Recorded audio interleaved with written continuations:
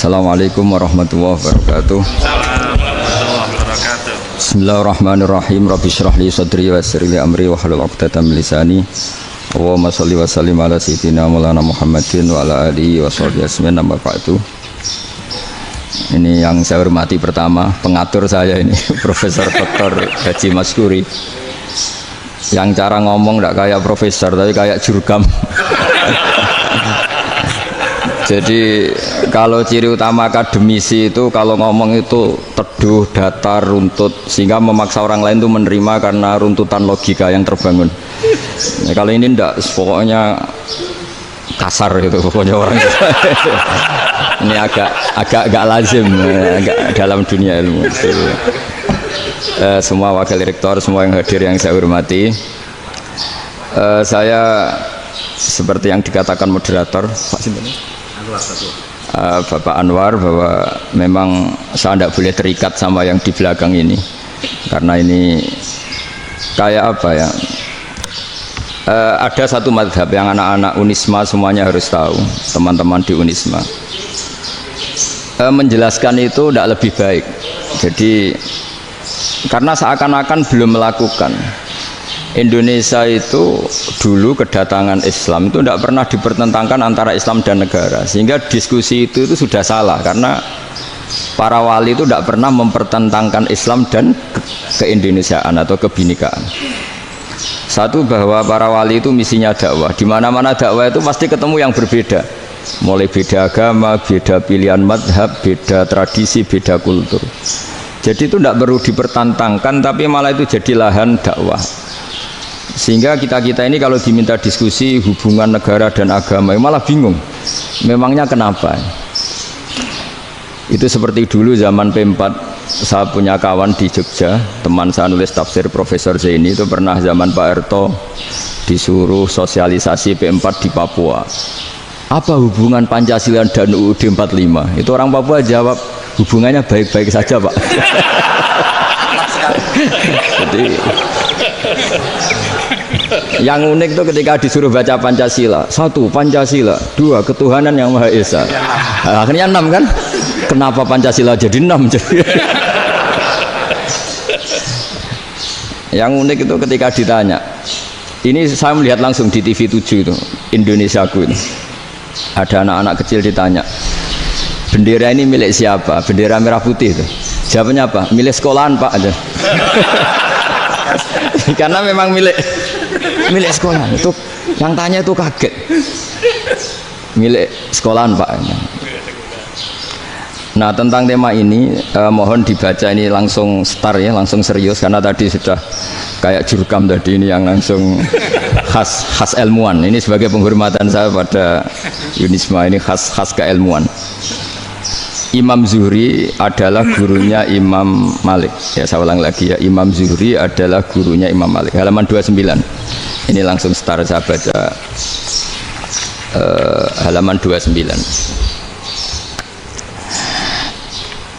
Dan ini terutama yang para punggawa-punggawa ini. Saya baca ya. Ini teks tidak ada yang saya rubah, memang persis seperti ini. Bismillahirrahmanirrahim. Yaqulu Zuhri, ini gurunya Imam Malik. Fama futiha fil islami fathun qablahu kana a'zama minhu. Innama kanal qitalu haitsul taqon nasu. Falam makanatil hudnatu wa wadu'atil harbu wa amanan nasu ba'duhum ba'da wal taqaw fatafawadu fil hadits wal munaza'ah. Falam yaklim ahadun bil islami yaqilu syai'an illa dakhula fihi. Walaqad dakhalataini kasanaten mithlu man kana fil islam qabla dzalika au aktsar. Terus ini ngomongnya harus santai, nggak boleh provokatif. Begini, kita tahu dalam perdamaian Hudaybiyah itu poin-poinnya itu semuanya merugikan Islam. Di antaranya adalah jika yang Islam masuk kafir harus dibiarkan, karena berarti masuk ke habitat asli. Karena Nabi sebelum jadi Nabi, komunitas pokok itu kafir, sehingga kalau Islam masuk kafir kembali ke habitat.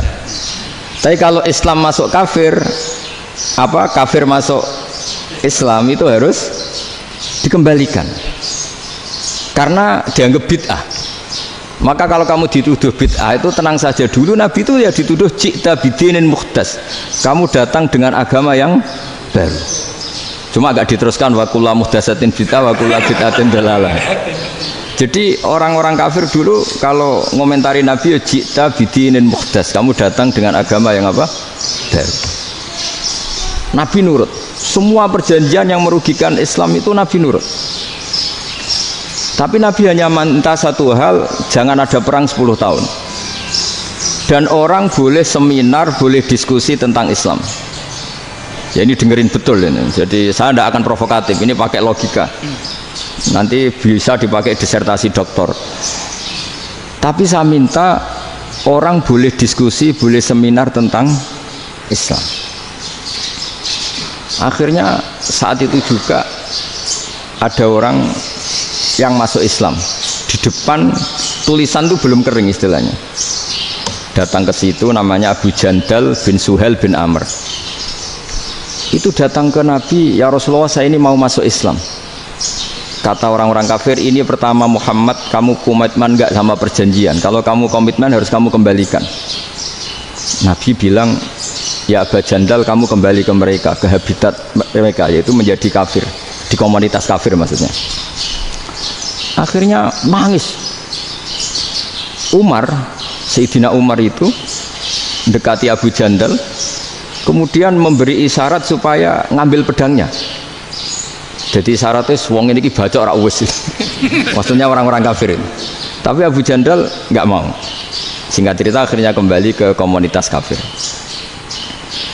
Tapi yang dikatakan Imam Zuhri cara analisis ini nggak bisa pakai provokatif, harus pakai analisis.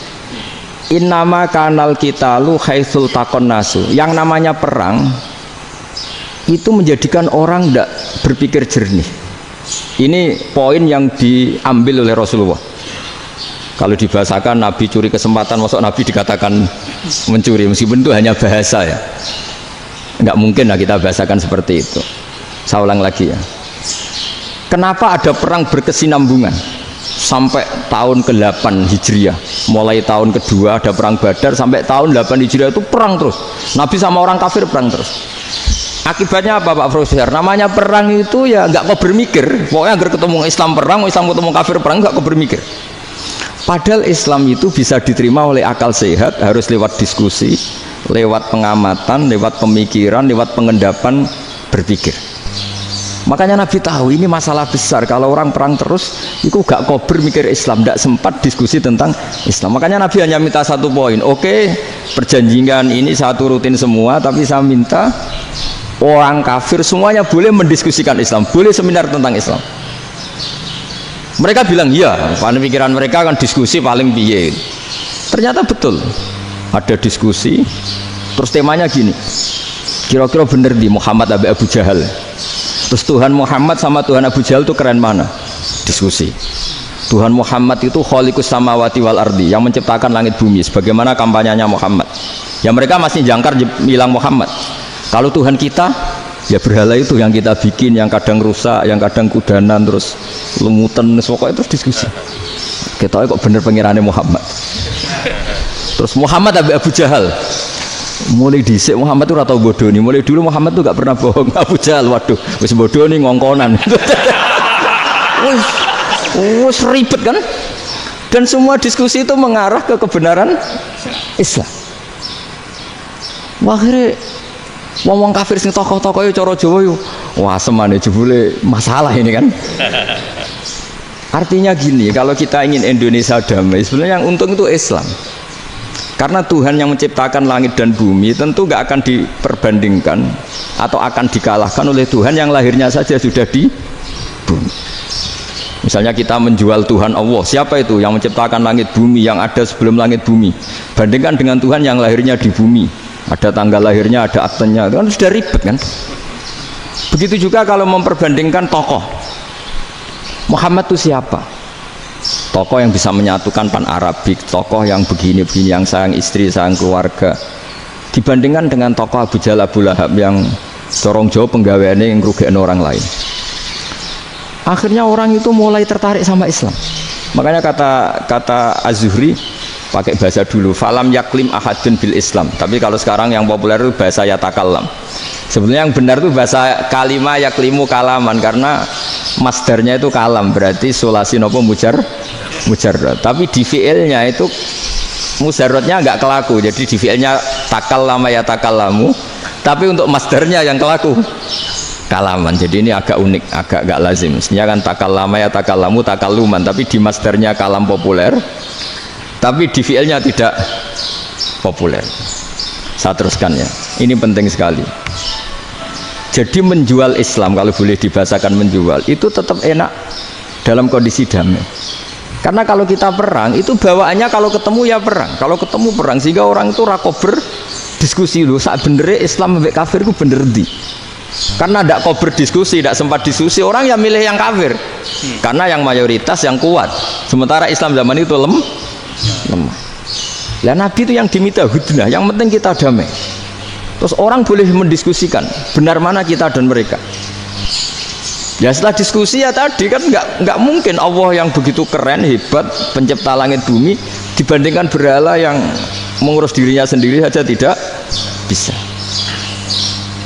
Walhasil terus orang mulai tertarik sama Islam dan aturannya nggak boleh dilarang diskusi itu.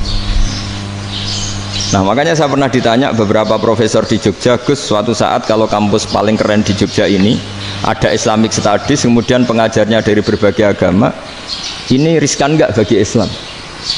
Saya jawab, asal yang didiskusikan Islam itu nggak masalah, yang repot itu nak umat Islam. Karena kalau umat Islam yang jadi percontohan, banyak raja yang dolim, banyak pemimpin muslim yang dolim, terus identik dengan Islam itu jadi dolim, kan ribet. Ya kalau pas umat Islam, kalau Islam yang kumat kan jadi masalah kan. Nah ini kan terus jadi beda umat Islam sama Islam yang lagi apa? Kumat. Singkat cerita terus Islam mendapat posisi yang luar biasa. Nah makanya di sini diistilahkan falam makanatil hudnah, ketika ada perdamaian wa amanan nasu ba'dum ba'do, orang merasa aman, itu fatafawadu fil hadis wal munazaah, mereka berdebat. Munazaah itu berdebat, keren mana konsep Muhammad dengan konsep Abu Jahal, keren mana konsep Tuhannya Muhammad dengan Tuhan kita, terus diskusi. Dan mereka akhirnya ikrar, wah yang benar ya Muhammad lah. Di mana-mana Tuhan tuh ya sebelum langit dan bumi, di mana-mana Tuhan ya punya reputasi menciptakan. Masa Tuhan reputasinya diciptakan, kayak berhala dan sebagainya. Ibadah juga gitu. Ibadah wong kafir itu kalau tawaf itu telanjang, ibadah Muhammad santun pakai pakaian. Terus akhirnya mereka mulai tertarik Islam. Sehingga saya lihat di beberapa tafsir, saya memang tidak akan ngomong yang tidak serius, ngergani Unisba ben sawangane pemikir serius. Di Quran itu sampean lihat di tafsir Tobari itu ada ayat bal naqzifu bil haqqi 'alal batil fayadmaghuhu fa idza huwa zahid. Qadzafa itu kalau di kamus tak lihat itu takallama bila dalilin. Qadzafa itu ya pokoknya sekenanya. Artinya gini, kebenaran Islam atau kebenaran hak itu kamu taruh sekenanya saja itu tetap menang.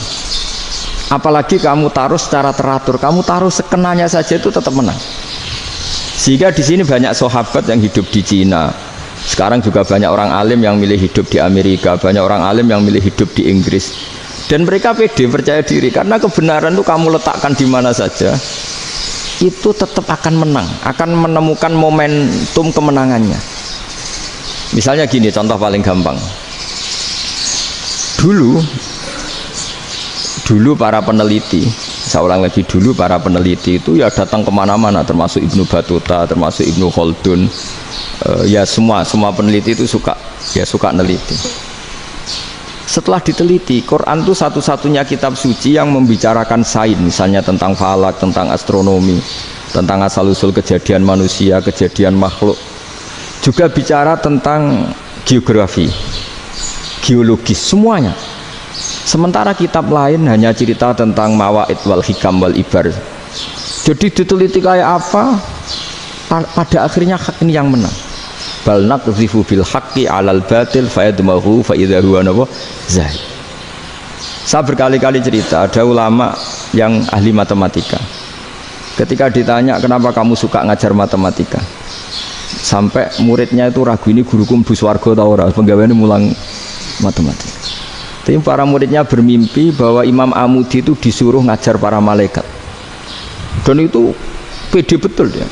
Kata Allah, ini ulama saya yang iman kepada saya setingkat iman kamu. Jadi malaikat itu tidak mungkin Gusti kita menyaksikan langsung engkau sementara ini di bumi, nggak nyaksikan jenengan. Kenapa bisa sepede dan seyakin itu? Akhirnya Imam Amudi disuruh ngajarin matematika. Jadi Anda kalau profesor itu nanti harus sempat ngajari malaikat, itu baru benar-benar profesor. Jadi nanti di akhirat ngajari siapa? Malaikat. Jadi ada seminar yang melibatkan banyak malaikat, narasumbernya itu seorang profesor. Itu ketika kenapa engkau begitu yakin kalau Allah itu Tuhan dan Allah itu Al-Wahidus Shomad. Terus Imam Amudi mulai nulis angka gak beraturan 2, 3, 4, 5 sampai 1 miliar 1 triliun, semuanya gak beraturan. Kata beliau, nisbatus naini wasalasa ila ma la nihayatalaha iku nisbatul far'i ilal asli. Mbok angka sebanyak apapun 2 dibanding 1 ya far'ul wahid, 3 dibanding 1 ya far'ul wahid. Semua angka yang gak terhingga pun dibanding 1 semuanya far'ul wahid. Semua angka sebanyak apapun itu cabang dari angka 1. Fakullu hadhil awalim far'un minal wahidis shomad, yaitu Allah Subhanahu wa ta'ala. Wakil malaikat tepuk tangan, iya juga. Jadi begitu juga ada ulama itu ahli gambar.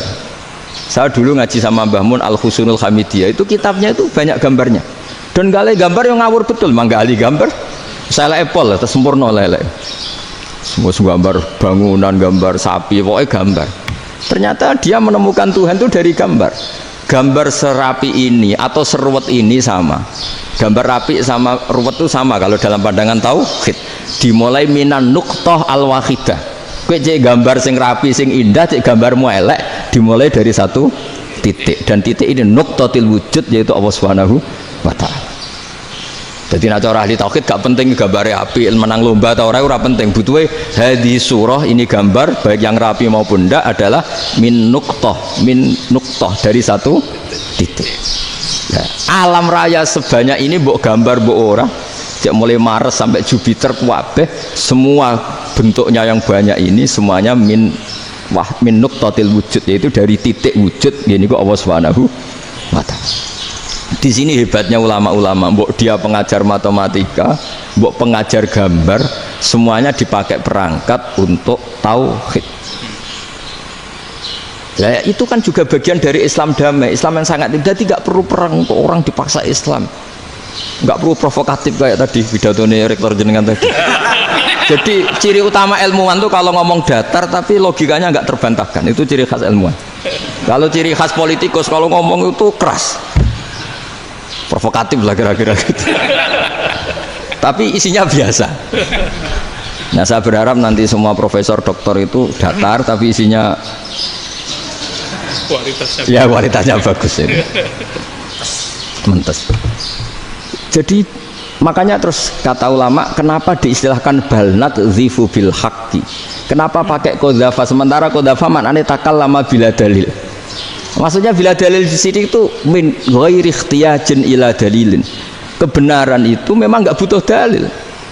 Apa kita perlu dalilnya apa? Buktinya apa? Kalau 3 itu cabang dari 1. Wong gendeng yang takut gitu pasti orang gendeng. Wong 3 cabang dari 1 kok ditanyakan buktinya apa? Itu min awalil bidah. Pertama orang pasti tahu kalau 3 itu far'ul wahid. 1 juta juga far'ul wahid. 1 miliar juga far'ul. Gambar yang sebanyak apapun ya dimulai dari 1 titik. Cek gambar benar maupun yang tidak. Akhirnya apa? Ulama dulu itu sebegitu rileks nerangkan tauhid. Lalu kenapa asma ini yang ya ini kan khas NU ya, khas pesantren. Sebenarnya saya keberatan pakai istilah khas NU, pakai khas pesantren karena NU itu anaknya pesantren, jangan dibalik pesantren anaknya NU, karena sebelum ada NU itu ada pesantren. Tapi kayaknya Unisma lebih suka pakai bahasa NU dan saya ya agak orderan yang terpaksa disuruh ngomong. Ini agak apa ya, agak kacau sebetulnya ini, agak kacau. Jadi NU itu sama pesantren itu tua pesantren. Jadi NU dilahirkan pesantren, bukan dibalik pesantren dilahirkan NU. Sehingga barokahnya didirikan pesantren ini, kadang nyuwun sewu sekali Mbah Hasyim itu kadang ide besar beliau itu ora dituruti wong NU. Jadi Mbah Hasyim cara kula kok dadi Mbah Hasyim ya mangkel. Mbah Hasyim itu ngarang meno kentong. Nggih ngarang meno beduk, tapi NU nganggo kentong. Beduk. Dan uniknya Mbah Hasyim enggak tersinggung. Karena ciri khas pesantren itu membolehkan perbedaan apa? Pendapat. Itu masyhur khilafnya Mbah Hasyim sama Mbah Fakih Mas Kumambang itu sampai dikitabkan. Saling ngeritik, saling macam-macam lah. Jadi cara berpikir Mbah Hasyim ketika Nabi rembukan, ini gimana ya cara menentukan waktu sholat ya? Ya pakai kentong ya Rasulullah, dzakalin nasara itu untuk orang Nasrani. Ya pakai buk itu trompet, dzakalil Yahud itu untuk orang Yahudi. Terus ada yang usul lagi pakai api ya Rasulullah, dzakalil Majusi itu orang Majusi. Setelah itu ada orang datang lari-lari cerita mimpi azan tadi. Ya itu terus dipakai sarana pemanggilan sholat ya azan itu. Sehingga Mbah Hasyim menolak kentong. Karena mantas sababi qaumin fahuwa minhu. Beliau keras sekali sampai bilang haram.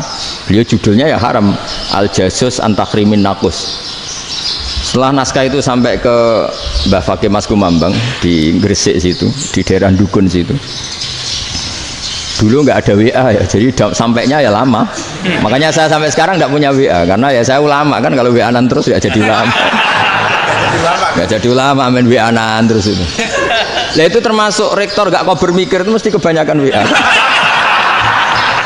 Karena kan otaknya didikte oleh sesuatu yang masuk. Sesuatu yang dilihat itu kan pasti mendikte kita. Beda kalau yang enggak WA-an kan mikir apa kita yang menentukan. Kalau WA-an kan kita ditentukan. Mau mikir anaknya butuh apa gara-gara WA informasi Jakarta mikir Jakarta. Padahal secara kewajiban ngapain kamu orang Malang mikir Jakarta. Gara-gara WA mikir Jakarta belum selesai ada berita di Sulawesi, mikir Sulawesi. Habis itu mikir NTT. Makanya semua orang sekarang merasa tokoh nasional gara-gara informasi yang masuk itu nasional. Jadi Masio RT yang mikir gimana Gus Indonesia kok. Ada RT sampai lupa kalau dia itu RT. Jadi semua orang sekarang merasa tokoh nasional. Dan itu gara-gara apa coba? Akhirnya semua orang juga punya ide tentang nasional. Harusnya negara itu gini-gini. Jebule wonge sing duwe ikon itu sapa? RT. Ribet kan? Saya teruskan. Setelah naskah itu sampai ke Kiai Fakih Mas Kumambang. Beliau itu marah besar. Ini harus dilawan dan saya bukan karena benci Mbah Hasyim. Beliau teman saya ketika ngaji Kiai Mahfud di Mekah. Jadi Mbah Fakih dan Kiai Hasyim itu teman ketika ngaji di Mekah. Secara ngelawan tuh lucu, gak ilmiah tapi gak ilmiah wong alim tetap ilmiah. Di mana-mana serupa itu tidak sama.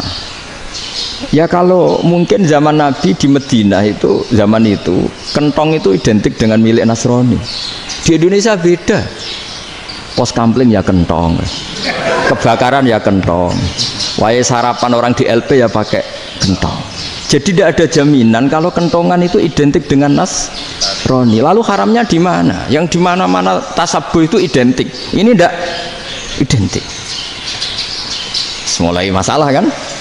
Mulai masalah. Jadi beliau gaya judul Hazruus. Hazruus itu kepala bergeleng-geleng. Sekarangan kok ngene. Jadi sekarangan kok provokatif gitu. Nah. Dan itu Mbah Hasyim ya hormat Mbah Fakih hormat Mbah Hasyim. Saya sendiri secara pribadi itu lebih suka mendapat Mbah Hasyim sebetulnya. Karena bagi saya sholat itu sakral. Ya sudahlah kalau sakral ya dipanggil dengan sesuatu yang sakral yaitu kalimat thayyibah azan. Tapi saya tidak akan bilang kalau kentongan itu haram. Karena kalau haram alasannya mirip orang Nasrani. Sementara pos kampling ya pakai kentong, ada banjir ya kentong, ada kebakaran ya kentong. Jadi tidak identik untuk misa atau untuk sholat ala Nasrani. Tapi itu dulu ya rileks saja. Dua beliau itu ya saling menghormati, padahal saling kritik. Dan dulu ulama yang beda madhab itu ya saling menghormati. Imam Syafi'i itu kalau sholat di kawasan Masjid Abi Hanifah ya tidak kunut. Ketika ditanya kenapa kamu tidak kunut sementara engkau berpendapat kunut itu sunat, ikroman di hadal madhab, saya sangat menghormati madhab. Imam Ahmad bin Hanbal itu berpendapat kalau orang pakai bekam, pakai iftisot atau hijamah itu batal sholatnya. Sementara Imam Syafi'i mengatakan tidak batal apa sholatnya atau wudunya tidak batal. Tapi Imam Ahmad itu ditanya, apa kamu makmum Syafi'i? Bagaimana mungkin saya tidak makmum sama wali kutub seperti Imam Syafi'i? Padahal menurut keyakinan Imam Ahmad ini sholatnya batal. Ini habis ikhtijam udah wudu. Tapi tetap saja beliau karena perbedaan pendapat di furu' itu lazim. Ya orang boleh berdebat lah. Ketika Unisma datangkan saya, itu saking senengnya kiai, apa saking sombongnya sampai ngatur kiai, kan nggak pernah bisa diperdebatkan. Itu kan orang boleh debat kan. Itu saking angkuhnya apa saking senengnya kan nggak jelas kan. Kan dan orang boleh setuju pendapat saya, yaitu ngatur kiai itu haram. Setuju juga Pak Rektor, ekspresi mahabbah itu ya macam-macam. Dulu sahabat gitu, sahabat itu ada yang nggak kenal wajahnya Nabi sama sekali sampai akhir hayatnya. Ketika ditanya, lo kamu itu sahabat kok nggak tahu wajahnya Nabi? Saya tidak pernah berani memandang Nabi karena ijlalan Nabi, terlalu menghormati saya sehingga tidak berani memandang wajahnya. Ada sahabat yang penggawaannya dulu wajah Nabi sampai bisa nyifati alfiu faminunil hajib, sampai bisa nyifati detail karena dulu wajah Nabi itu ibadah. Ada seorang wali ditanya, kalau kamu di surga ingin nggak melihat Allah? Enggak kan? Loh, tapi semua orang ingin melihat Allah. Unazzihu dzalikal jamal an-nadhari misli, ben gak elek-elek Allah tak delok terima aku. Wong ra jelas. Berarti kamu kok delok pangeran. Banyak. Jadi justru tapi karena saking takzimnya. Enggak lah, mosok aku kok. Makanya saya berkali-kali cerita, menurut kesepakatan ulama, soft awal itu paling baik. Tapi banyak juga wali yang kalau sholat itu di belakang. Koyok paling bener yang gue ngarep gitu. Lu bayangkan misalnya kamu semangat di soft awal di masjid haram, jebule sholatnya salah. Itu dari malaikat gayane gue ngarep, jebule raro. Ini di sini wong, jebule bodoh gitu. Gayane gue ngarep, jebule. Coba orang kalau sowan Mbah Mun, yang berani di depan itu kan ya ketuanya atau jubirnya kan, yang merasa tidak pati pinter-pinter kan mesti di pojokan. Artinya sudut pandang seperti itu ya sah saja, apa? Sah saja. Makanya banyak sahabat yang jarang sowan Nabi, alasannya takut ganggu Nabi. Banyak yang sering sowan Nabi, alasannya seneng Nabi. Yang sowan ya seneng Nabi, yang nggak sowan alasannya seneng. Lu Nabi itu tokoh, punya keluarga, punya anak. Kalau saya sering sowan berarti sering ganggu. Yang sering sowan dia alasan ini khazanah kita harus istifadah. Jadi zaman dulu dia biasa dua sahabat, yang satu milih mahabbah itu milih sering sowan, yang satu juga mahabbah milih tidak sering. Karena pertanyaannya bisa dibalik kan, sering sowan apa sering ganggu coba. Nabi Abedar assalamualaikum, Nabi nimang cucunya assalamualaikum. Ayo bener yang sowan apa bener yang enggak kalau seperti itu. Akhirnya terus diatur sedemikian rupa oleh Quran. Walau annahum sabaru hatta takhruja ilaihim lakana khairal lahum. Jadi sahabat kalau mau sowan Nabi ya nunggu di sufah. Kalau Nabi keluar berarti milik publik. Sekali masuk ke dalam tidak ada sahabat yang berani sowan. La tadkhulu buyutan nabi illa ayyudzana lakum. Kalau soal sampai masuk dalam harus nunggu dipanggil. Karena sekali Nabi masuk dalam itu milik privat keluarga, milik istrinya, milik cucunya, milik keluarganya. Jadi Nabi sekali keluar ke ruang itu berarti milik publik. Itu terus jalan tengah. Karena kalau langsung masuk, bayangkan saya itu sering menyaksikan Mbah Mun habis ngaji 2,5 jam ngaji Jalalain, baru masuk assalamualaikum, padahal yai mungkin mau ke kamar mandi, mau ini itu. Jadi dulu itu Quran sangat modern, sebelum ada dokter ngatur tamu, rektor ngatur tamu itu Islam sudah modern. Dia kan gak fair kan, misalnya saya ke Unisma harus janjian pakai ini, terus kalau misalnya ke sini selonang-selonong kan lucu kan, mentang-mentang kiai terus juga sowan-sowanan selonang-selonong. Padahal kalau kita mau ke mereka pakai protokol, sering tidak fair dunia ini. Tapi karena aku kiai oleh gelo ya sudah. Akhirnya saya memutuskan gak gampang kemana-mana karena itu. Saya sering didatangi ajudannya menteri, Gus mau ada tamu dari Jakarta tanggal ini, mesti saya dengan mereka milih tanggal yang mereka kosong. Kok tidak mikir apa saya pas itu kosong? Tak jawab enggak lah, sebelum diatur bahasanya dan tawaduknya gitu. Akhirnya dibalik, datang lagi, Gus jam jenengan kosong apa, kita menyesuaikan. Lah itu lagi dia akhlak kata saya. Itu baru punya akhlak kata saya. Bukan masalah ini, bukan masalah gengsi ya.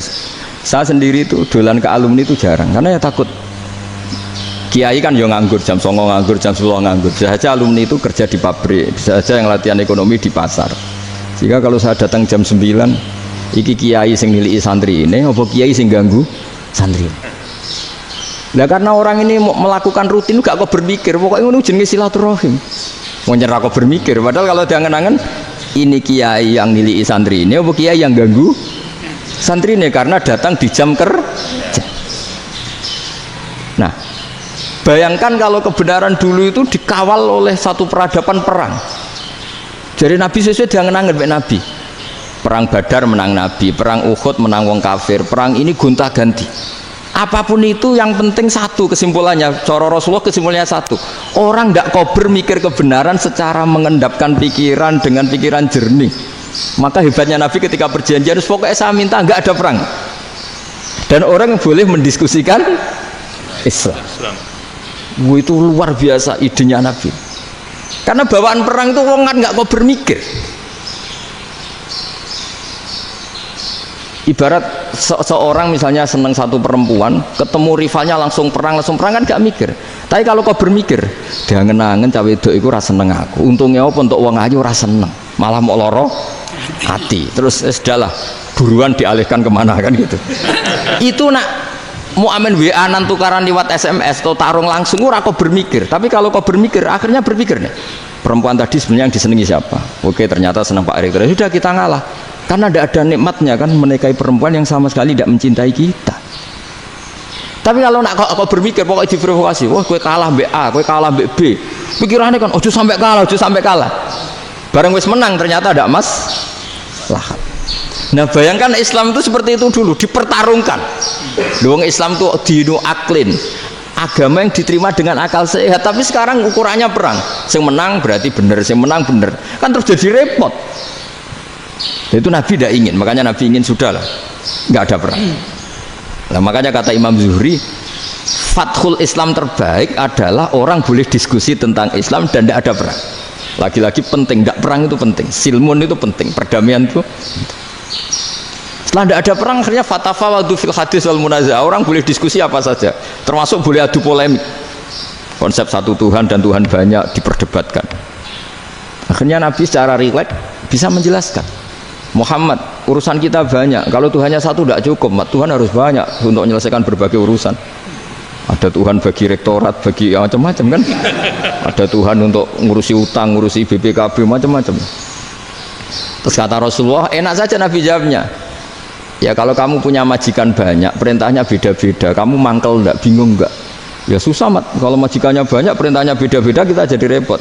Seneng mana? Seneng majikan satu. Ya sudah, Tuhanmu itu majikan kamu. Kalau Tuhannya banyak, perintahnya macam-macam, kamu yang repot. Akhirnya ya sudah mat, Tuhannya satu aja. Nah, itu ya barokahnya diskusi tadi, barokahnya enggak perang. Daraballahu mathalan rajulan fihi syuraka'u mutasyakisuna wa rajulan salamal lirajul hal yastawiyani masalah. Terus alhamdulillah. Jadi orang yang paling kafir pun saat itu taslim. Nah ini kembali ke kalimat la ilaha illallah. Saya tidak perlu provokatif, pasti teori saya itu benar. Bukan saya bilang benar itu karena sombong, enggak. Ini sesuai teks. Misalnya begini, benar enggak kelompok takfiri yang suka ngafirkan orang lain? Itu pasti tidak benar. Logikanya gampang. Orang yang kafir 70 tahun saja dengan melafadzkan la ilaha illallah menjadi muslim. Masa dengan kalimat yang sama yang muslim menjadi kafir? Itu logikanya kan enggak ketemu. Orang kafir 70 tahun untuk menjadi muslim disuruh baca apa?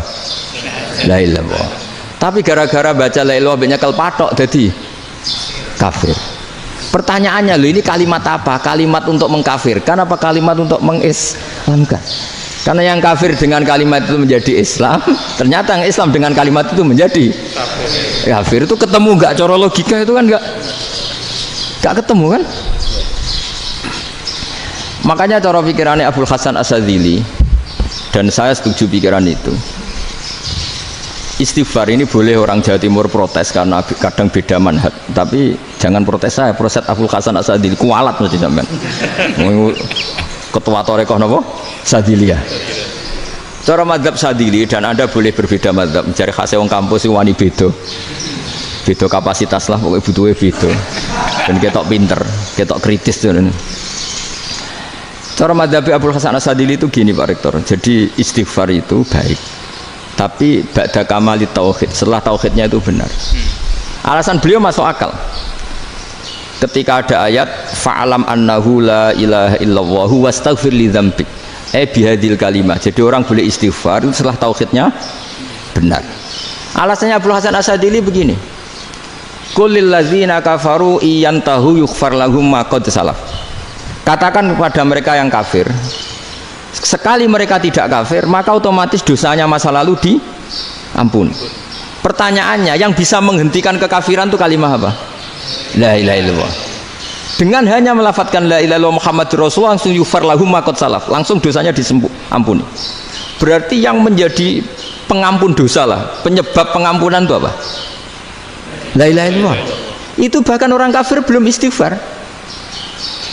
Di ayat itu kan Allah gak mensyaratkan setelah la ilaha illallah istighfar baru diampuni, enggak, asal la ilaha illallah langsung yughfar lahum ma qad salaf. Saya ulang lagi ya, jelas ya. Jadi kulil ladzina kafaru iyantahu yughfar lahum ma qad. Nah sekarang iyantahu, mereka berhenti dari kafirnya, syaratnya pakai apa? La ilaha illallah Muhammadur, itu langsung yughfar lahum ma qad. Artinya apa? Ghufranullah itu bisa didapat hanya dengan mujarrodut tauhid, yaitu hanya dengan melafadzkan kalimah thayyibah. Dan sahnya istighfar juga berdasar kalimah thayyibah itu. Misalnya gini, orang kafir sebelum Islam melafadzkan astaghfirullah, astaghfirullah, astaghfirullah, kira-kira diterima enggak? Enggak kan? Karena syaratnya istighfar ba'dat tauhid. Nah makanya dalam madzhab Sadili istighfar itu setelah la ilaha illallah. Karena cara pandang ya seperti itu. Jadi fa'alam annahu la ilaha illallah wastaghfir li dzambi. Jadi dengan kebenaran tauhid saja ini sudah cukup kita insya Allah layak diampun. Karena innallaha la yaghfiru ayyushraka bihi wa yaghfiru ma duna dzalika liman yasha. Jadi orang yang tauhidnya benar itu bisa diampuni Allah asal tauhidnya benar. Itu Allah ngendikan liman yasa wa yaghfiru ma duna dzalika liman yasa.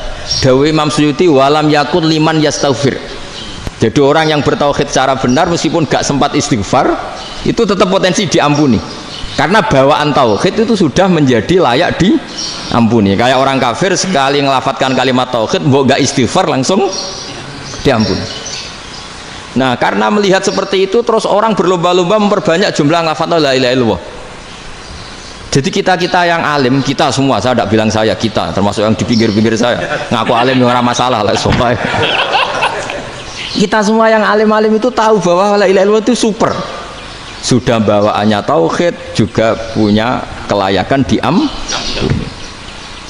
Nah kemudian nasib kita agak sial, malah kalimah ini dituduh bid'ah, dituduh khurafat. Mergo Nabi nggak pernah tahlilan, Nabi nggak pernah.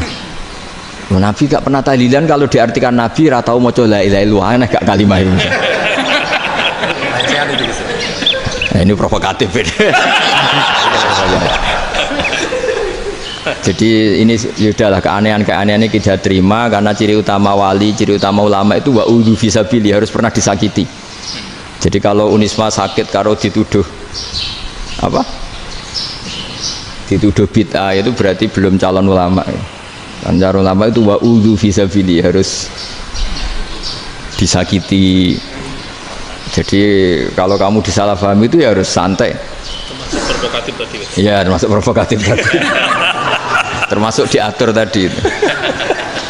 Jadi kalau cara berpikir kan, karena mereka itu memang kalau kita turutin itu memenya itu terlalu, kadang menghujat kita itu enak ya jadi GNU, ada orang mati datang, kiainya dapat makan, dapat rokok, terus pulang. Jadi apa? Terus kita kayak tersangka terus. Kita kan kayak tersangka terus. Tertuduh terus itu. Terus yang orang NU ya memenya juga nggak kalah ekstrimnya. Boleh ya ajaran orang nggak boleh ngasih-ngasih kiai gitu. Berarti boleh dong ajaran kikir. Jadi memang kadang apa ya, cangkem elek lah bahasa kasarnya itu.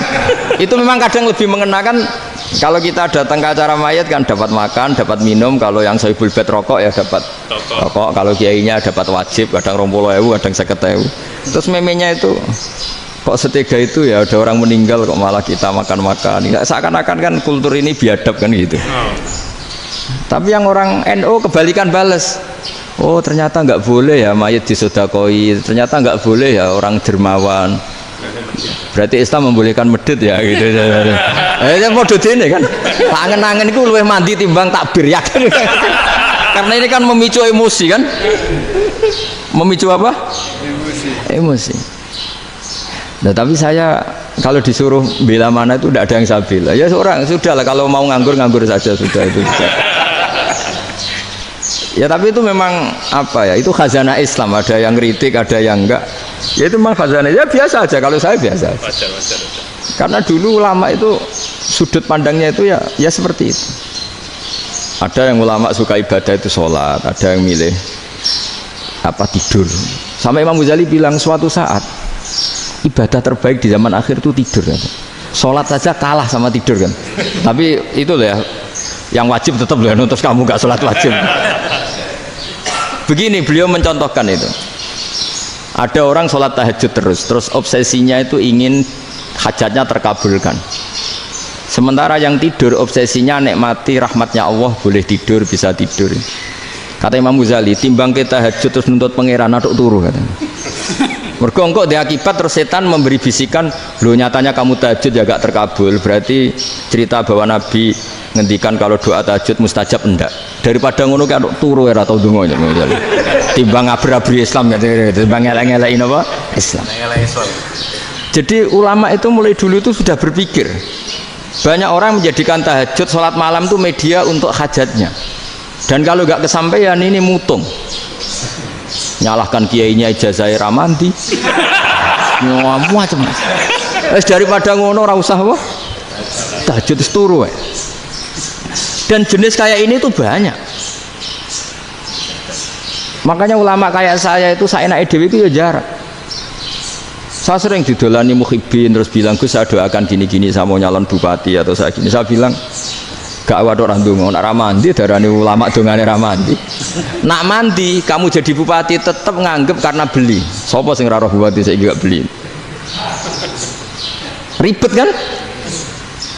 Ketika mereka jadi ngunsurkan doa kamu apa karena kemarin beli? Yang beli maksudnya, nggak beli nggak usah tersinggung.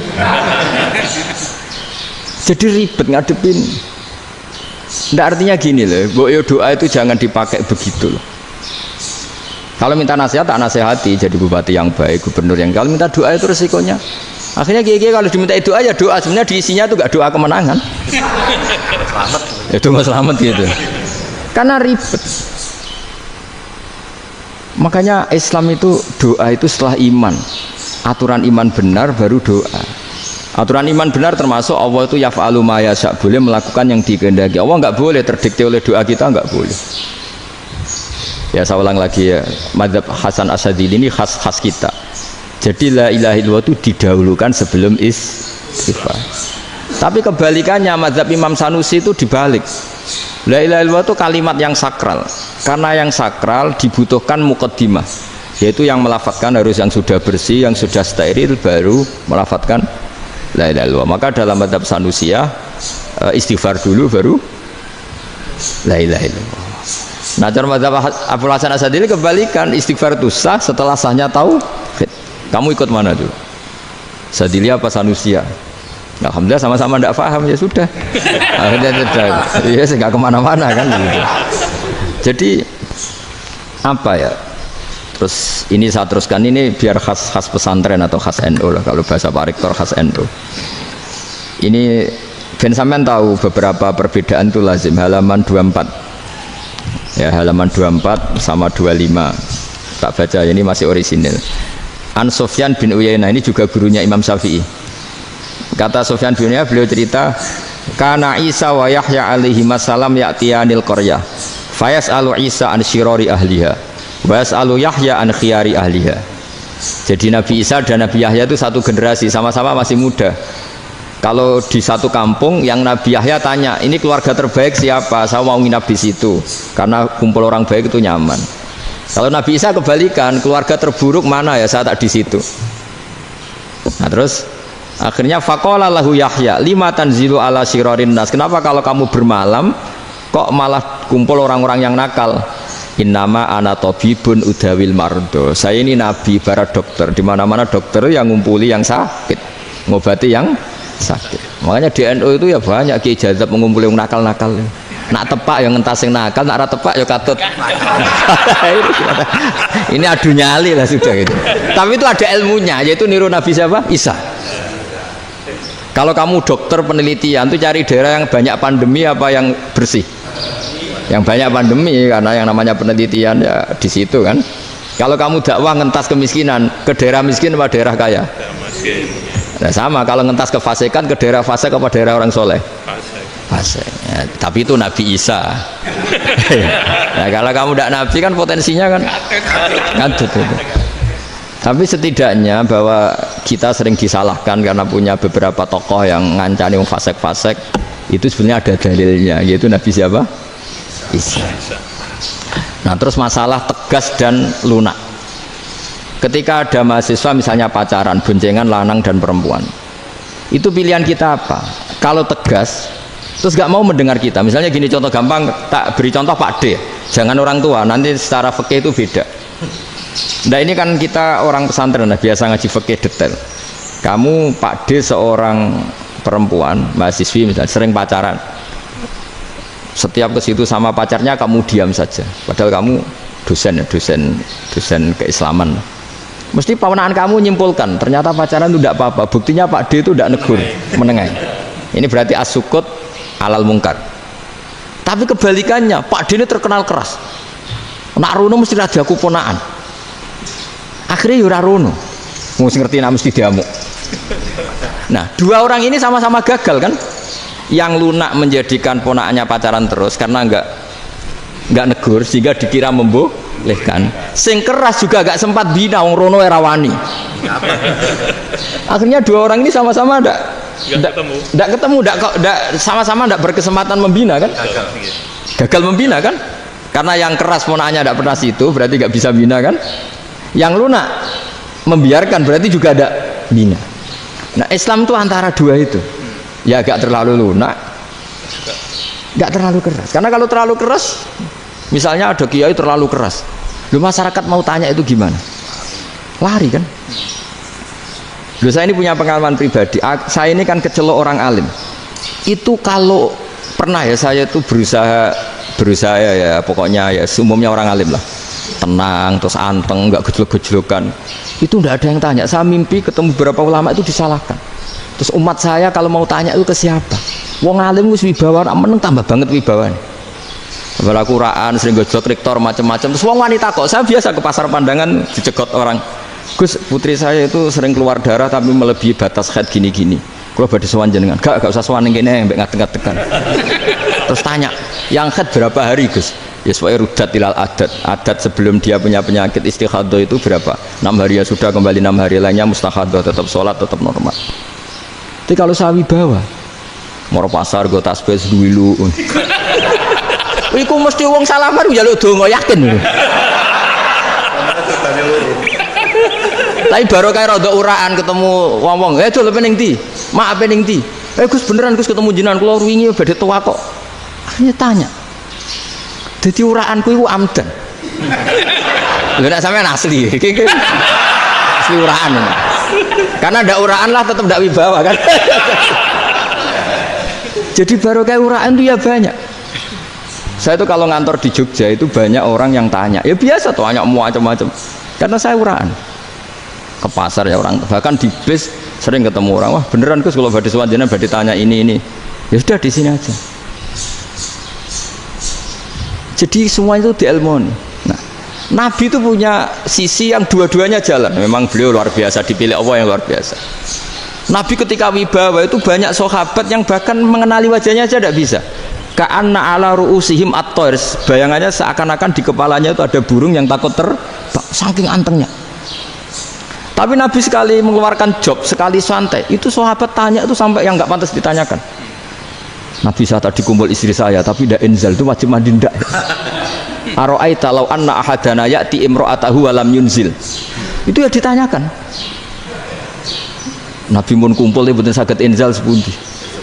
Guys betul lagi. Terus ya ada yang tanya macam-macam. Ya saking ada sahabat dipanggil Nabi tambah lari, dipanggil lagi tambah lari. Panjenengan nyeluk, oh pas kula kumpul bojo kula. Lah kula kuwatir jenengan orang suci, saya belum mandi, makanya saya lari. Nabi ngendikan innamal mukmin thahir, ya nak masalah ketemu kiai ra apa-apa ijek junub. Sementing kok nak salat ya dhisik. Tapi Nabi sekali pakai mazahirul jalal, tapi pakai wibawanya, itu orang nggak berani ngomong. Tapi sekali Nabi rileks, itu orang bisa tanya apa saja, termasuk halal yang nggak pantas. Lalu ada sahabat itu tanya lucu, tanya Maimunah. Maimunah itu ya cantik tapi sudah agak tua lah. Maimunah, ya umal mukminin, hukumnya ngambung bojo pas Ramadan ubi. Wah gak roh aku, gak tahu diambung kan Nabi pas Ramadan. Tanya Saudah, wah malah orang-orang diambung. Kalau Saudah itu kan wis tuwa itu. Lucunya istrinya jawab, tanya Aisyah yang mungkin Nabi, iya yang mungkin tanya Aisyah. Itu yang usul ya istrinya Nabi Maimunah. Selalu Aisyah, tanya be Aisyah. Ya Amiral ya umal mukminin gini-gini. Aisyah yang cantik masih perawan kan. Qabbalani Rasulullah bahwa oh Nabi biasa ngambung-ngambung pas Ramadan dan beliau tetap puasa. Akhirnya fakih ngarang kan wa takbil fi Ramadan wa tublah la tubtilu shauma ngambung ora. Iku ya udah biasa dhisik. Ya nasi bojone ayu. Nah ini artinya seasik itu gitu. Jadi garwane Nabi sing ngrasa rodok tuwa. Wah, aku ora tau. Kok Aisyah. Serilek itu dulu itu. Maksudnya orang Islam pertentangan itu. Maksudnya ini ya balik semua ini bedanya orang pesantren sama orang kampus. Kalau orang kampus mau cerita agama itu rahmatan lil alamin, tapi nyontokno rileke ora iso. Agama itu rilek, tapi nyontokno rileke ora iso. Mergo ya rapati ngaji. Contohnya ora iso, dadi mau gawe kaidah Islam itu rahmatan. Jadi Nabi itu lah, Allah juga gitu. Allah itu kalau sudah memperlihatkan mazahirul jalal, itu mbok malaikat Jibril rawani. Ketika Allah dengan mazahirul jalal. Tapi kalau Allah dengan mazahirul jamal, mazahirul apa? Jamal. Iku ya gojol-gojol kan ambek makhluke gojol. Ya buli-bulian cara sakniki. Ya sampean delok ning hadis syafaat itu, akhiru man dakhalal jannah atau akhiru man kharaja minan nar, itu di beberapa judul. Ada seorang rojul yang ahli neraka ya, dintas mbek pangeran, terus ditudono swarga. Gusti, swarga sengiler tok ora wong wayu roh, wis mung ngiler tok. Ngerjaluk Gusti mosok roh tok ora oleh mlebu. Jarimu asal mlebu metu kon neraka ora jaluk-jaluk meneh. Sumpah lho ya, gak jaluk apa-apa meneh. Mboten Gusti. Sekali saya keluar dari neraka ndak akan minta apa-apa lagi. Wis. Wallahi, wallahi, la as'alu ghairah. Mesti ghairah khuslah, ghairah tilkal khuslah. Ya niku selain keluar dari neraka saya ndak akan minta lagi. Didono swarga wong do kelon seruwibet kan. Sing bojone elek kan dendam dadi ning swarga iki. Swarga wis macam-macam. Gusti mosok roh tok ora oleh mlebu. Jarine ra janji ra njaluk meneh. Akhire ya wis didelokno neraka. Jadi pangeran jawabe gampang, didelokno neraka. Roh neraka begitu menyakitkan, begitu ngeri. Sudah Gusti saya tidak minta surga, sementing nggak masuk neraka. Rabbana srif anna adzab jahannam. Setelah lama itu diadepno swarga njuk mlebu swarga, terus diadepno neraka. Akhirnya ya sudah. Saiki mlebu swarga gak apa-apa. Iku jawabe lucu. Atas taziu binjenengan ngenyek kula. Wong karuan ahli swarga kok mlebu swarga. Terus akhirnya mlebu swarga kan, mlebu swarga tamanna, sangen-angen sing mbok jaluk apa? Orang angan-angan yang indah-indah, laka wa asratu amsal ya siku tak turuti wa asratu amsalih lan lipatan ke-10. Jawab wong lanang ya lucu. Atas taziu bi wa anta rabbul alamin. Jenengan pangeran kok ngenyekan. Maksudnya wis karuan aku ora pantes. Terus jare pangeran, la astaziu bika walakinni ala ma asya'u qadir. Aku gak ngenyek kowe, pancen aku pangeran. Nuruti kowe iku iso. Jadi Allah sendiri ketika dengan mazahirul jamal itu malaikat ya ono sing wani bantah. Masyhur itu kan malaikat sing bantah pangeran atas alufia mayufsidu fiha wa yasfikut dima. Karena Allah dengan mazahirul jamal. Sing paling masyhur Nabi Musa. Nabi Musa itu ketika Nabi Mi'raj. Nabi Mi'raj itu beliau kira-kira di langit keempat lah yang masyhur atau kelima. Ngelangkahi. Nabi Musa menangis, "Ya Rabbi, ini apa-apaan? Orang sing ja'a ba'di kemudian melangkahi makom saya, ini apa-apaan?" Jadi Nabi Muhammad kan apapun hebatnya kan junior. Kok melangkahi makom saya, ini apa-apaan? Enggak fair. Sampai Nabi Muhammad itu tanya gini sama Jibril, reaksi Allah gimana ketika melihat Musa seperti itu? Jawab malaikat Jibril lucu, ya rohidatahu, Allah sapal gayanya Musa, biar jadi lucu. Ya dibiarin aja sama Allah. Tapi jenenge Nabi Musa itu kekasihnya Allah, tetap berkah bagi kita. Betul. Ketika setelah Mi'raj diwajibkan sholat 50, gentenan Nabi Musa kelihatan nabinya. Sebenarnya Nabi Musa itu sebetulnya loh, gak menguntungkan kita sebetulnya, tapi yang menguntungkan. Sebenarnya tidak niat menguntungkan kita, tapi menguntungkan. Nabi Ibrahim kan di langit ke-6, keren lah. Konti jong ketemu Allah ngeten-ngeten kan sholat seket. Karena Nabi Ibrahim terkenal Nabi baik, tidak bantah. Bareng Nabi Musa, kenapa diceluk pangeran? Aku akan sholat ping seket. Inna ummataka la tutiku dalik. Wah, gak kuat umat. Serai-rai ke umatmu orang arah kuat seket. Tapi sebenarnya Nabi Musa itu niatnya bukan membela kita. Fa inna ummati la umatku sing gagah-gagah ra iso meneng umat. Berarti sebetulnya ya itu masih pakai gengsinya sebetulnya. Wes ngono-ngono lah sementing kita untung. Sebetulnya dia itu enggak terima wong umat saya aja yang lebih kuat. Enggak kuat apalagi umatmu. Dan terus sebutin irji ila rabbika fas'al takhfif. Itu berarti Allah dengan madzahirul jamal. Sudahlah, datang ke Allah minta keringanan. Allah itu baik. Minta, ambek Allah itu ringanan mau 5 tok, jadi cek 45. Balik ke Nabi Musa, piro 45, cek ra kuat umat. Wong umatku ora kuat, jadi sebenarnya dia bilang umatku ora kuat.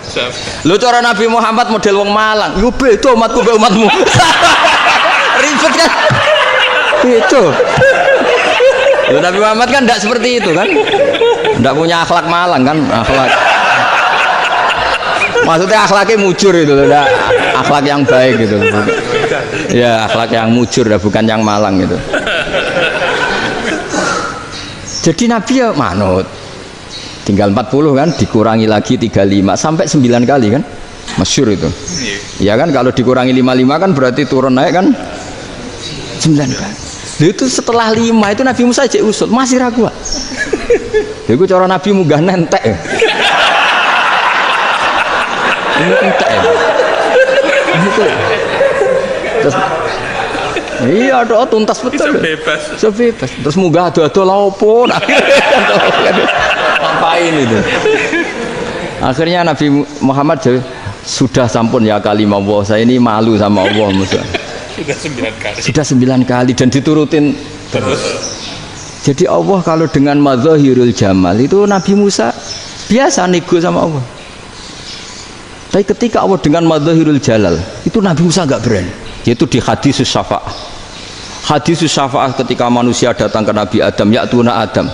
Ya Adam anta abul basar ngene isfa'li ana inda rabbik. Kamu saya minta mensafaati kita. Nabi Musa, Nabi Adam inna rabbi qad ghadibal yawma ghadaban lam yaghdab qablahu mislah wa la yaghdab ba'dahu mislah. Ini Allah sedang murka besar dan tidak akan murka seperti ini lagi. Sudah saya tidak berani, nafsi. Nabi Ibrahim enggak, termasuk Nabi Musa ketika di itu ya enggak berani. Karena Allah dengan madzahirul jalal. Itu Nabi Musa enggak berani.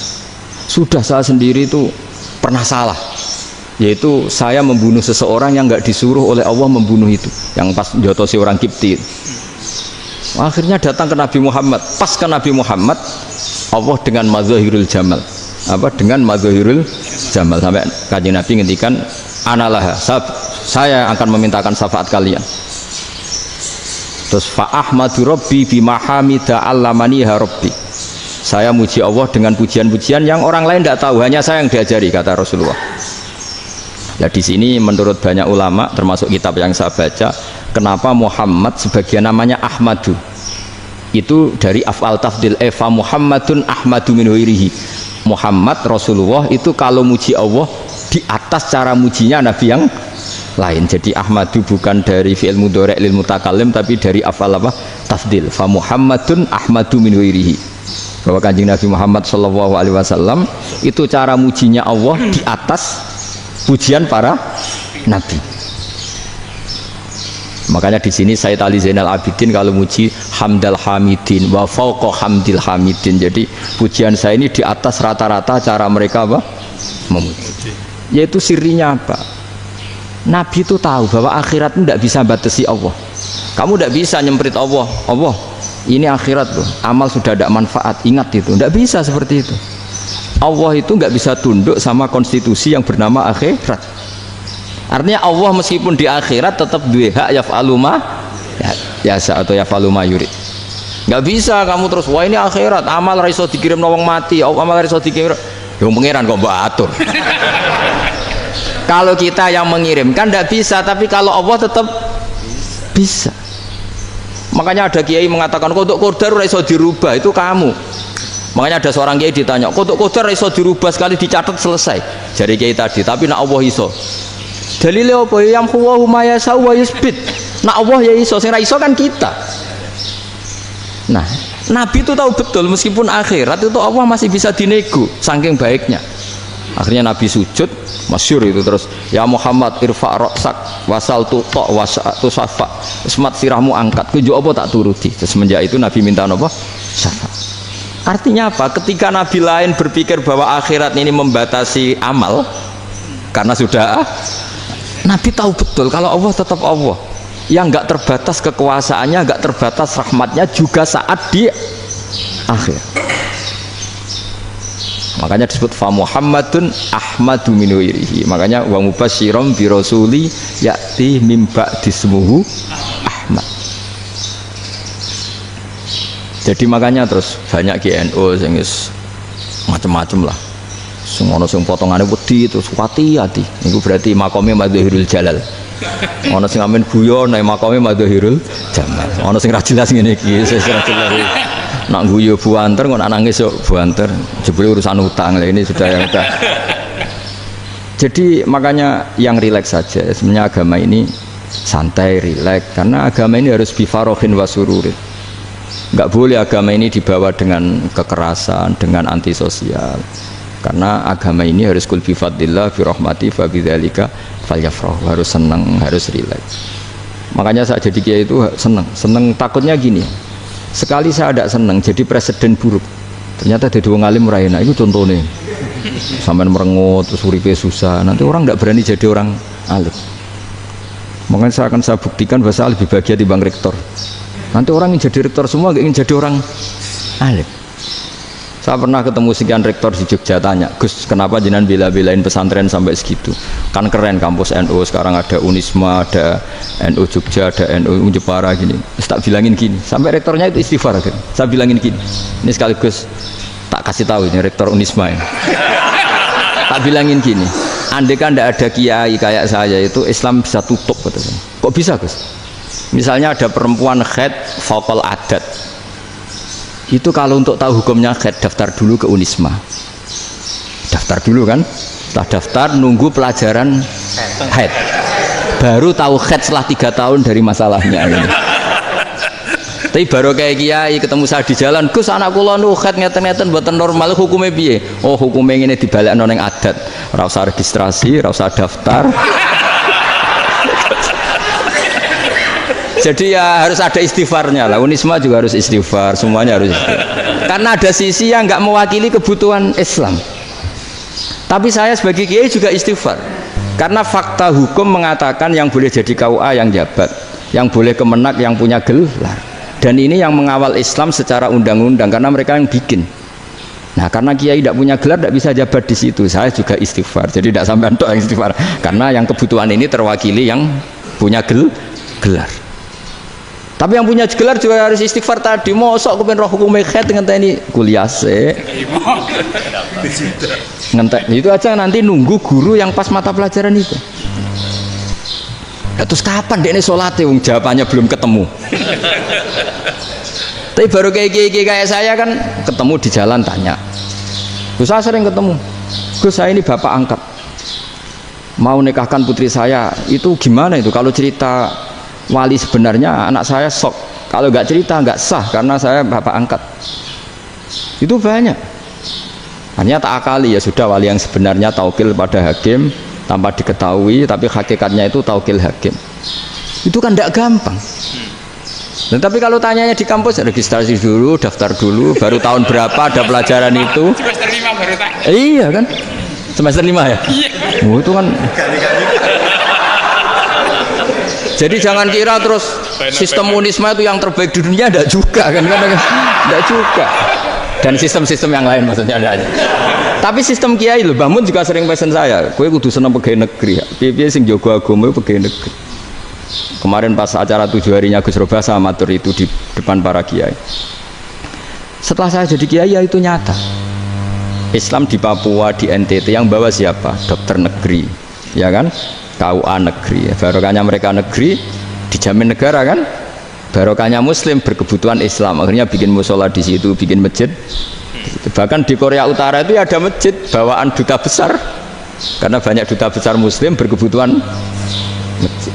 Yang bisa gini itu yang negeri apa yang swasta? Negeri lah. Di sini kiai tidak mewakili semua kebutuhan apa? Islam. Tapi kampus juga enggak, kampus Islam sekalipun tidak memenuhi semua kebutuhan Islam tadi. Masa orang tanyakan nunggu semester berapa tadi? Semester 5 mesti daftar dulu. Nunggu pelajaran itu. Payahnya pas ketemu dosennya, saya tidak pernah ribet kan? Pas dosennya cowok gitu. Jadi sudahlah, makanya ini. Iya, makanya ini kan bentuk kearifan lah. Jenengan ngakui fungsi kiai kayak saya itu bentuk kearifan. Saya juga ngakui jenengan ini butuh kearifan. Saya sering didolani KUA itu. Itu rata-rata ya didikan kiai. Kompilasi hukum Islam itu banyak ya, janda cantik. Contohnya harus cantik, kalau jelek nggak mungkin terjadi kan. Ada janda cantik kebetulan suka kawin tapi takut zina. Saya ulang lagi, suka kawin tapi takut. Itu seringnya gitu Pak Rektor. Jadi dia kawin bosen, bilang ke KUA, Pak saya sekarang mau nikah sama ini. Loh, tapi kamu mau punya suami. Ya tapi kan nggak tercatat Pak. Itu KUA-nya rata-rata itu nggak berani. Meskipun nggak tercatat, karena secara fikih meskipun nggak tercatat tetap dia seorang perempuan yang bersuami, maka nggak boleh nikah sama orang lain. Jadi coba kalau nyun sewu KUA hanya ngikuti hukum formal, yang penting di catatannya nggak punya suami, ya dinikahkan saja kan. Tapi mereka enggak, karena didikan kiai nggak berani. Artinya gini, kalau hanya pro hukum catatan sipil, maka ini dinikahkan bisa karena nggak tercatat. Tapi secara hukum santri nggak bisa dong menikahkan perempuan sing dadi zaujin yang punya suami. Jadi ini barokahnya kerjasama yang baik. Jadi di masyarakat itu tertanam didikan kiai, nggak boleh nikahkan perempuan yang bersuami. Tapi di KUA ngikuti hukum formal. Dan di Indonesia itu KUA itu rata-rata konsultasinya ya sama kiai. Sehingga ya nggak berani akhirnya, meskipun aku wedi mlebu rokok mbak, gak iso. Dan itu banyak. Seorang lagi ya, makanya ini kan pesantren itu nggak boleh mati. Orang kiai-kiai kayak saya nggak jelas-jelas itu harus lebih jelas lagi. Karena ini yang on time, yang online, yang siapa saja bisa tanya. Saya itu SMS saya itu nggak punya HP WA. HP jadul itu SMS-nya tiap hari tak berapa. Orang yang tanya dari Kalimantan, dari Aceh.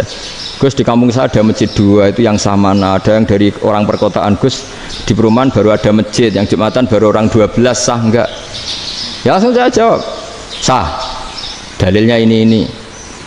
Ya sudah. Nah, tapi kata Imam Syafi'i gini harus orang 40, itu madzhab Syafi'i, dalam madzhab yang lain gini-gini.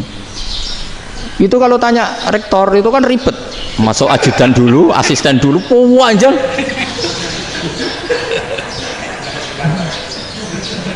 Wah itu kan ribet kan?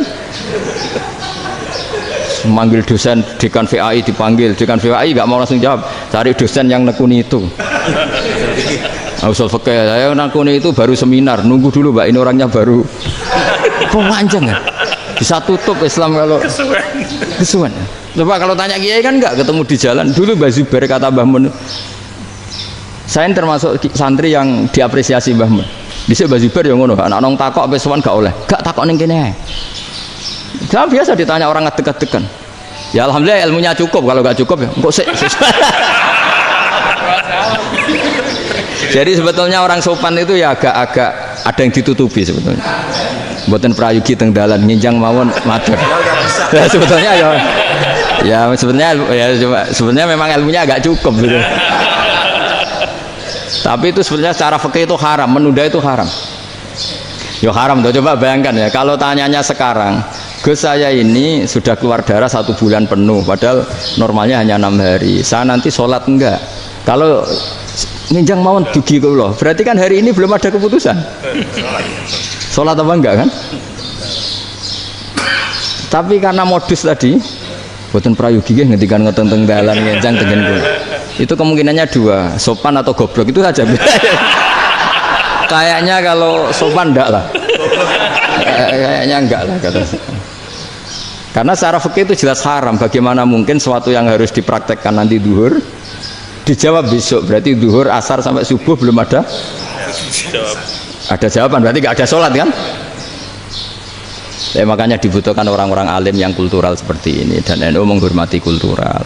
Tapi Mbah Mun juga sangat menghormati Islam formal, karena tadi produk-produk formal itu bisa dilembagakan oleh negara, dan itu kita ikut untung. Makanya Mbah Mun itu kalau punya tamu KUA, punya tamu polisi sampai pejabat itu.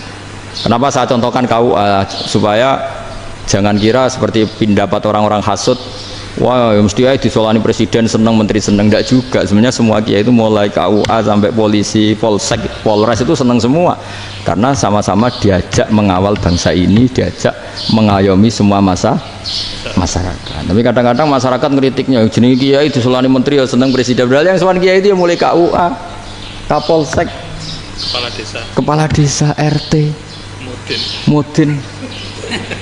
Itu mudin kalau tanya ya lucu-lucu. Gus kalau nate nyembelih pitik kemanian, pitik gue gede man. Akhirnya terus ngerti nak kemanian langsung tak sebelah benda terusane ku sah ta ora. Ribet. Ya tak jawab, lah pitike masih ku jek urip to ora. Terus urip Gus, wis sah cara mazhab Malik kerja urip. Karena itu ada perdebatan antara mazhab Malik dan mazhab Syafi'i. Nah cara Imam Syafi'i itu agak ketat. Hewan yang punya kehidupan sudah mutharibah, misalnya ayam jago, contohnya harus jago, karena kalau ayam kecil diikhlaskan haram. Jadi yang cilik wae kan gitu. Fikih itu ya, fikihnya orang Indonesia itu pecundang. Kalau ayam kecil nggak ditanyakan, mate ra wis. Kalau jago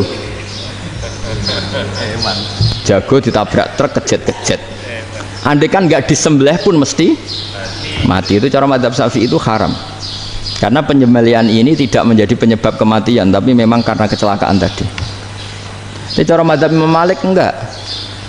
Andai kan enggak disembelih, matinya kan 2 menit lagi atau 1 menit lagi. Andai kan enggak disembelih, berarti mati sekarang itu bawaan pisau apa bawaan kecelakaan? Ya sudah halal gitu caranya. Nah akhirnya ya saya bilang ya sudahlah, kita semuanya Malik. Jadi cara debat, cara Imam Syafi'i enggak, cara berpikir itu sudah tidak kehidupan yang normal, yang dimana-mana penyembelihan itu mematikan yang hidup normal. Jadi agak ketat. Sehingga dalam contoh kemanian, kalau dalam bahasa Jawa nyembelih agak sempurna terus pesonya jatuh atau apa, itu kalau pakai mazhab Syafi'i agak kesulitan. Jadi kalau mazhab Malik asal diselesaikan secara fauron, dan juga sebagian mazhab Syafi'i itu halal. Nah orang mesti tanya gitu, Gus, wedhusku tabrak truk, man Gus kejet. Tapi nak pitik cilik ra ditakokno. Makanya termasuk kritiknya Mbah Mun, tapi ini madhabnya Mbah Mun ya, kamu boleh ikut boleh ndak, karena ini urusan ndak penting. Lha wong lucu, nak ditakoki yuyu muni haram mergo amfibi. Yuyu ngerti ya, Man? Yuyu nggih. Tapi nak ditakoki kepiting muni halal. Mergo nak yuyu haram gak eman, nak kepiting eman. Besar. Padahal alasannya coba, kenapa yuyu haram? Karena amfibi kan, bisa di air, daratan. Pertanyaannya, kepiting seperti itu ndak? Iya. Nah, tapi kepiting kalau haram kan eman. Karena besar kan. Kalau yuyu silahkan haram kan gitu. Artinya apa? Fikih kita ini agak-agak pecundang gitu, agak-agak pertimbangan. Iya, ini lucu kan? Kualitatif. Coba alasannya yuyu haram karena apa? Amfibi kan? Hidup 2 alam. Pertanyaannya, kepiting seperti itu enggak? Iya. Kenapa kalau orang tanya yuyu haram apa halal, rata-rata jawab haram gitu. Tapi kalau kepiting mulai khilaf. Loh mestinya kan sama kan? Lah itu karena unsur imannya. Iya tadi. Saya juga sering melihat tonggo-tonggo itu ayam cuwilik sakmene ketabrak truk, nggak ada yang tanya. Tapi saya pernah jalan-jalan di Naruan sini, ono jago ketabrak, sing duwe langsung marani kula pas saya naik motor. Gus ini halal apa haram? Nah langsung kula sebelah halal apa haram? Wis kanggo kowe halal ya halal. Karena saya tahu tak jawab haram mesti kecewa itu. Aduh, kiai ini beratnya kan. Ya akhirnya ya saya setelah itu Fatihah Imam Syafi'i ngapunten umat kula nu rahasia mangke madzhab jenengan tuh ndak siap. Untuk madzhab ini ndak sama. Iya kan akhirnya pakai madzhabnya Imam Malik tadi. Ya tak Fatihah Imam Syafi'i ini mboten niat nglawan jenengan. Tapi ngobati tiang eman. Mergo pitike besar itu. Jadi ini kan ceritanya itu makanya yang rileks saja lah bahwa Islam ini yang rileks, yang menyenangkan karena ya agama ini harus menyenangkan. Raditu billahi robba. Raditu itu senang banget, ridho itu puas. Nggak boleh beragama pertuntungan terus emosinan, ya marem atau raditu itu marem jadi yang nyaman. Ya saya kira demikian. Assalamualaikum warahmatullahi wabarakatuh. Waalaikumsalam warahmatullahi wabarakatuh. Pelajari loh Pak. Ya, bagus. Pon alhamdulillah. Satu aja yang di sini benar. Oh, satu aja. Bersyarat. Nggih, damel syarat. Jadi mungkin ada satu pertanyaan aja. Satu saja. Bukan keluhan. Bukan keluhan. Ini mumpung Gus Bak pada Madhohirul Jamal. Iya, Madhohirul Jamal. Sebentar lagi sudah jalan. Sebentar lagi sudah Madhohirul Jalal. Jadi gak kena ditakoni. Monggo setunggal mawon. Mikir. Ya bagus. Niki ambil. Nggih. Ampun dawa-dawa terus Gus. Ya jangan ya. Assalamualaikum warahmatullahi wabarakatuh. Saya Fadil, alumni Unisma yang kuliahnya paling lama. Oh, iya. Masih di jalanan. Gus, pertama saya muhibin jenengan ngikuti 3 tahun terakhir kayaknya. Sepertinya ketika Mbah Hasyim Asy'ari hadir di tahun 1900-an sampai mendirikan itu kok suasananya sama seperti Gus Baha hadir di tengah-tengah situasi genting Indonesia ini. Saya kira yang memunculkan nama Gus Baha di banyak media online yang saya amati itu malah awalnya dari kelompok bukan kita gitu. Dan itu kami melihat bahwa apakah nanti 1926 dan 2026 satu abad NU, saya kok termasuk orang yang punya apa ya semacam harapan gitu Gus Baha bisa, ya mungkin kalau beliau Mbah Hasyim Rois Akbar, sekarang Rois Am, nanti ada istilah barulah tengah-tengah antara Rois Am dan Rois Akbar. Karena setiap satu abad harus ada mujadid dan kami berharap nah kamu aja tak angkat. Itu yang pertama, artinya mohon maaf Gus. Yang kedua soal saya termasuk orang yang cukup iskal dengan peristiwa Nabi, kalau banyak disebutkan itu kisah Nabi Khidir atau Khodir yang dari 3 cerita itu hanya satu cerita yang saya masih agak bingung soal di situ anak kecil itu pakai kalimat, kalau di Al-Quran itu pakai kota lah, jadi pakai anak kecil itu dibunuh seperti itu. Jadi ada istilah yang apakah memang saat itu ada syariat yang membolehkan atau memang ada sesuatu yang secara secara dari Allah Subhanahu wa taala memang itu dibolehkan untuk Nabi Khidir. Jadi di antara semua cerita itu saya yang agak iskal yang itu. Kalau yang kisah soal membocorkan itu mungkin masih bisa masuk ya, tetapi apakah sudah ada ilmu psikologi yang sangat tinggi sehingga kalau ada anak-anak yang idiot itu atau apapun istilahnya yang sekarang itu boleh dilakukan tindakan gitu. Nah ini saya lebih provokatif dari Pak Rektor biasanya.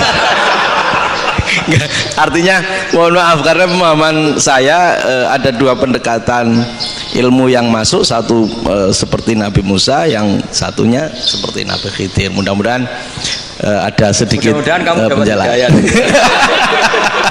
Siap Gus, terima kasih. Dan yang terakhir mudah-mudahan karena Indonesia situasi terakhir saya kira kita ketahui lagi pandemi seperti ini Gus, jadi saya juga ingin pendapat Gus Baha, apakah ini situasi pandemi corona itu Allah sedang madhohirul jamal atau madhohirul jalal? Terima kasih. Assalamualaikum warahmatullahi wabarakatuh. Assalamualaikum warahmatullahi wabarakatuh. Monggo langsung mau Gus. Ini provokatif ini kayak. Loh di situ aja kamu tanya kok terus mirip. Siapa Fadil ya? Fadil. Dari peternakan ya? Peternakan. Tapi mau ngomong tafsir itu. Mulai kacau peternakan ngomong tafsir ini mulai kan. Nah ini ada yang hafal Quran ngaco, paling nggak setengah hafal. Nggak yang dari Unisma. Nggak begini, ayat itu kan ditutup wama fa'altuhu an amri, ya sama maknani wama fa'altu lan orang nglakoni ingsun hu ing kabeh sing kasebut an amri mergo kepinginanku ingsun. Jadi saya melakukan itu semua bukan karep saya sendiri. Jadi Khadir sendiri itu kamu untung tidak nekuni tafsir. Kalau nekuni tafsir yang kamu soal bukan Nabi Khidir, karena Nabi Khidir itu hanya satu orang. Yang kamu soal harusnya Israel. Itu tidak rektor, tidak kiai besar, tidak siapa saja dihabisin itu. Kenapa Israel tidak kamu tegur? Gimana hukumnya qatlul mukmin? Kenapa Israel tidak kamu masukkan ayat wa may yaqtul mu'minam muta'ammidan fajazaohu jahannamu khalidan fi. Ingat ya Israel. Iya kan? Nah, Israel melakukan pembunuhan itu, kadang yang dipateni nyuwun sewu orang soleh betul. Tapi wae kabundut ya. Itu Israel juga tidak atas pilihannya, tapi karena perintah. Nah, Khadir itu bukan nabi syariat, kira-kira mirip kayak Israel, karena beliau bukan nabi syariat. Jadi ini agak aneh, ini kan orang nekuni tafsir kayak saya sampai berjilid-jilid kitab. Saya kemarin mata saya agak sakit karena saya nangis itu sudah 2 hari. Bukan mikir sampean, tapi mikir ilmu ini harus ada yang mempertahankan. Karena apa ya, nekuni ilmu itu kan ribet. Kalau yang nekuni ilmu terus dosen terus rektor itu ya agak ada fasilitasnya. Kalau nekuni ilmu kiai itu naruh keramat kan taqabbalallahu minna minkum taqabbal ya karim. Iya, tapi saya alhamdulillah keramat, jadi ya tetap hidup itu terus. Saya ulang lagi ya. Harusnya Mas Fadil itu kalau nekuni itu yang disoal tuh Nabi Khidir. Nabi siapa? Apa malaikat siapa? Israel, karena itu korbannya lebih banyak. Pertanyaannya, Israel kena enggak oleh aturan ayat wa may yaqtul mu'minam muta'ammidan fajazahu? Kan enggak, karena semua itu wa ma fa'altuhu an amri, saya lakukan ini. Mungkin ngaji kamu gak khatam sih, mau delok fakotalah itu Nabi Khidir pasti tersinggung, nggak baca belakangnya itu ya, karena jurusan peternakan itu atau salah gurunya yang ngajar. Daripada nyalakan satu orang mendingan 2 ya. Jadi kalau ngaji itu khatam sehingga ngerti ayat itu kan ditutup wa ma fa'altuhu an amri.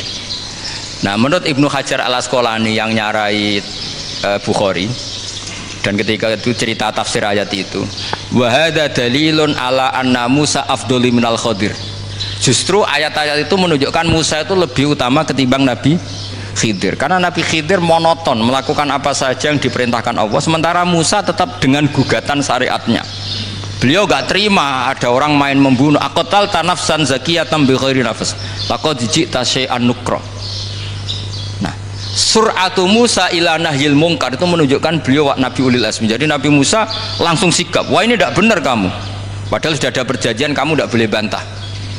Tapi Nabi Musa lebih ngeboti syariat, lebih memihak syariat, nahi mungkar itu wajib. Justru itu menunjukkan derajatnya Nabi Musa fauqal Khadir. Makanya Nabi Musa tetap gugat, nggak bisa dong, ini nafsan zakiyatan kok kamu bunuh. Maka itu jadi ilmu. Nabi Khidir pada akhirnya nyuwun sewu ya tidak bisa jawab. Makanya beliau menutup wa ma fa'altuhu an amri. Sebenarnya saya sendiri itu ya tidak punya alasan. Jadi kalau Israel kamu tanya, ini gimana ini wong melarat mulai cilik, meh sugih mbok pateni. Mbok yo baro ben sempat sugih itu. Ini kuliah paling lama urung sempat urip penak.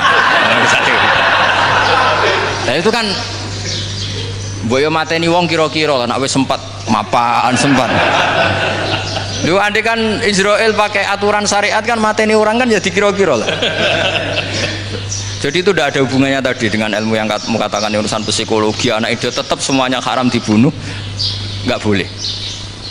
Ya jadi tetap, makanya ini pentingnya ngaji khatam itu tadi. Jadi pada akhirnya Nabi Khidir itu ada punya alasan, hanya ngendikan wa ma fa'altuhu an amri. Pada akhirnya yang paling pokok yaitu semua ini saya lakukan, saya sendiri itu tidak tahu karena perintah.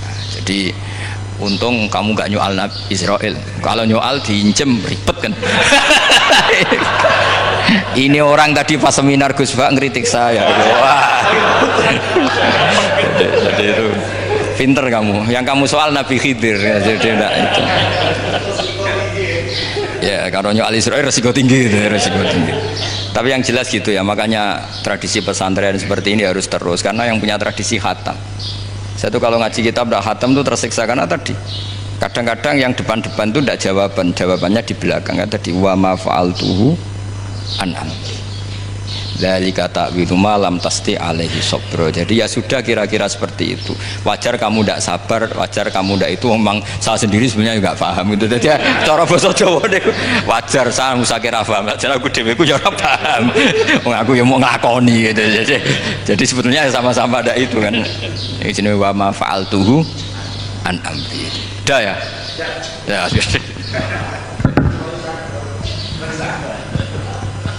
Sudah ya. Nggak perlu dijawab kata beliau. Baik Bapak Ibu semuanya yang saya hormati, dan saya tidak harus menyimpulkan karena kalau menyimpulkan malah itu mendukuri ulama kan itu nggak tawadhu lagi malah itu khawatir kualat loh. Baiklah mungkin hanya kita tutup dengan berdoa yang dipimpin oleh Gus Bah. Nggih betul napa-napa dan setelah itu nanti kita foto bersama nonton. Al-Fatihah.